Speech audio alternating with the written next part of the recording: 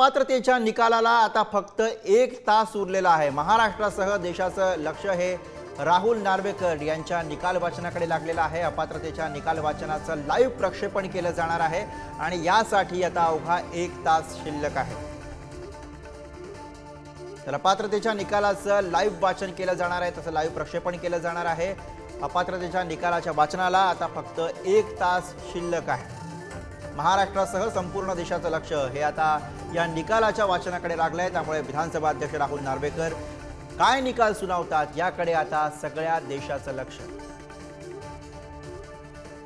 पुढच्या तासाभरामध्ये आता निकालाच्या वाचनाला प्रत्यक्षामध्ये सुरुवात होईल। विधानसभा अध्यक्ष राहुल नार्वेकर हे निकालाचं वाचन करतील, ज्याकडे फक्त महाराष्ट्रच नाही, शिंदेची शिवसेना आणि ठाकरेंची शिवसेनाच नाही, तर संबंध देशाचं लक्ष या निकालाकडे लागलेलं आहे।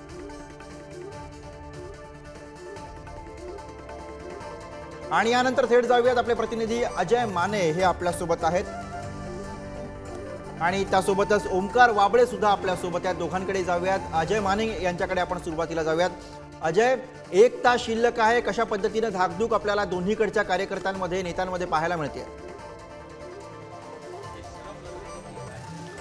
नक्कीच गुरु, जर पाहिलं तर मी सध्या बाळासाहेब भवन म्हणजे शिंदेच्या शिवसेनेच्या पक्ष कार्यालयाच्या इथे कार्यकर्ते जे आहेत आता जमण्यास सुरुवात झालेली आहे।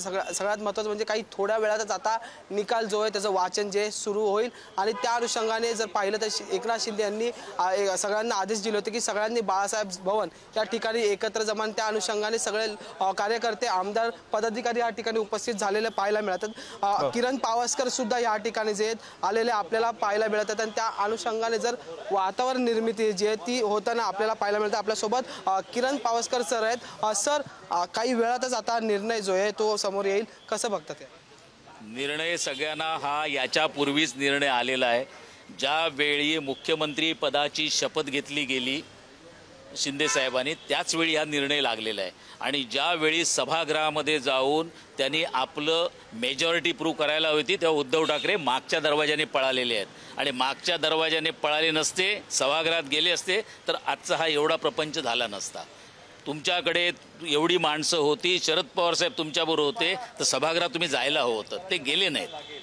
सर, आजच्या निकालानंतर तुमचा जल्लोष कसा असणार आणि त्यानंतरचं नियोजन काय असणार? ज्या दिवशी शिंदे साहेब मुख्यमंत्री झाले त्या दिवसापासून आजपर्यंत दर दिवशी आमच्याकडे जल्लोष चालू आहे। जिल्ह्यात, राज्यात सगळीकडे जल्लोष कामांचा चालू आहे। आजही तसाच जल्लोष असणार। सर, सगळ्यात महत्त्वाचं एक गोष्ट म्हटली जाते की या निर्णयानंतर तुम्ही किंवा ते दोघांपैकी एक गट जो आहे तो अपात्र होण्याची शक्यता वर्तवली जाते। त्यानंतर मग भूमिका काय असणार आहे? सुप्रीम कोर्टात तुमच्याकडून कोणी जाणार आहे का?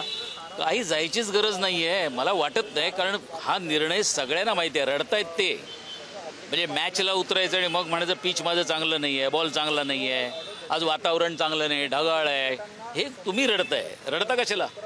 तुम्ही जी काही कर्म अगोदरची केलेली आहेत म्हणून तुमचं नेतृत्व झुगारून आणि तुम्हाला बाजूला करून मुख्यमंत्री शिंदे साहेब झाले, हे खरंच सत्य ते आहे। जनतेला तुम्ही नको आहात हे पहिलं स्पष्ट झालं पाहिजे। सर, एक शेवटचा प्रश्न, जेव्हा निवडणूक आयोगाचा निर्णय आला होता त्याच्या विरोधातही सुद्धा ठाकरे गट जो आहे तो सुप्रीम कोर्टात जाताना पाहायला मिळाला होता। आता त्यांनी आधीच जे ते ॲफिडेव्हिट तयार केलेले अशी माहिती जी आहे समोर सुप्रीम कोर्टात दिलेली माहिती समर्थन रडीचा डाव आहे, हे ते करत राहणार आहेत। जनतेला काहीतरी दाखवलं पाहिजे। शिवसैनिकांना जर त्यांनी असं दाखवलं नाही की आम्ही काहीतरी करतोय, तर त्यांच्याकडे उरलेले शिवसैनिक पण नाही राहणार। ते काय 14 आमदार जे राहिलेत त्या 14 मधले मला वाटत नाही एक फक्त आदित्य ठाकरे राहील तिकडे, बाकी सगळे गेलेले असतील बघा। आपण जर पाहिलं तर आदित्य ठाकरे राहतील आणि बाकी सगळे आमदार गेलेले असतील असा दावा या ठिकाणी शिंदे गटाकडनं करण्यात आलेला आहे। आणि यानंतर थेट जाऊयात आपण विधान भवनावरती, जिथे आपले प्रतिनिधी ओमकार वाबळे या क्षणाला आपल्या सोबत आहेत। ओमकार, अवघ्या देशाचं लक्ष लागलेलं आहे आता ज्या ठिकाणी तू उभा आहेस आणि इथनंच निकालाचं वाचन केलं जाणार आहे। आत्ता सध्याची काय लगबग आहे? कोण कोण पोहोचलंय? किती वेळामध्ये साधारणपणे स्वतः विधानसभा अध्यक्ष या ठिकाणी निकाल वाचनाला सुरुवात करतील? काय अपडेट्स येत आहेत ओमकार? गुरु, थोड्याच वेळापूर्वी एक महत्वाची अपडेट द्यायची खरं तर थोड्याच वेळापूर्वी म्हणजे एक 5 मिनिटापूर्वीच अध्यक्षांची जी विधिमंडळ सचिवालयासोबत जी बैठक सुरू होती सचिवालयातल्या अधिकाऱ्यांसोबत आणि विधानमंडळाचे सचिव आहेत जितेंद्र भोळे, ही बैठक आता संपलेली आहे. त्यामुळे थोड्याच वेळात आता निकालाचं फायनल वाचन सुरू होईल. अगदी 50 मिनिटं राहील तसं म्हणायला हरकत नाही. पण 2 महत्वाच्या गोष्टी आजच्या निकालात, ते म्हणजे या बैठकीत ठरल्यानुसार 2 फेजेसमध्ये निकाल दिला जाईल. पहिल्या फेजेसमध्ये अध्यक्ष जो ऑपरेटिव्ह निकाल आजचा येणार आहे या सगळ्यामध्ये ब्रीफ असेल, पूर्ण कारण मीमांसा नसेल. पण 2 फेजेस मधल्या पहिल्या फेजमध्ये पॉलिटिकल पार्टी कोणाची असेल याच्यावरती निकाल दिला जाईल.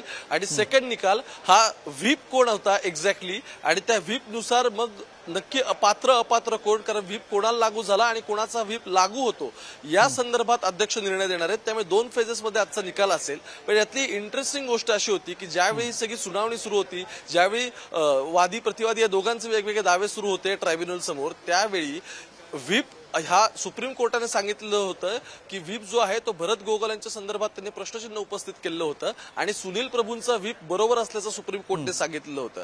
आता गंमत अशी आहे की व्हीप जर त्यांचा बरोबर असेल तर तो मिळाला नाही असं शिंदेच्या सोबत जे आमदार गेले त्यांनी सांगितलं होतं. त्यावेळी ईमेल करून हे वेगवेगळे व्हीप पाठवण्यात आले होते आणि ज्यावेळी देवदत्त कामत यांनी उलट तपासणी घेतली शिंदेच्या आमदारांची, त्यावेळी त्यांनी असं सांगितलं होतं की जे उलट तपासणीमध्ये जे ईमेल आयडी सांगण्यात आले प्रत्यक्षात ते ईमेल आयडी एक्झिस्टच करत नव्हते. आणि महत्वाचं म्हणजे सुनील प्रभूंनी ज्या ईमेल आयडीवरती त्यांना पाठवण्यात आला होता हा व्हीप त्यावेळी जारी केला होता ते आणि हे ईमेल आयडी मॅच होत नव्हते.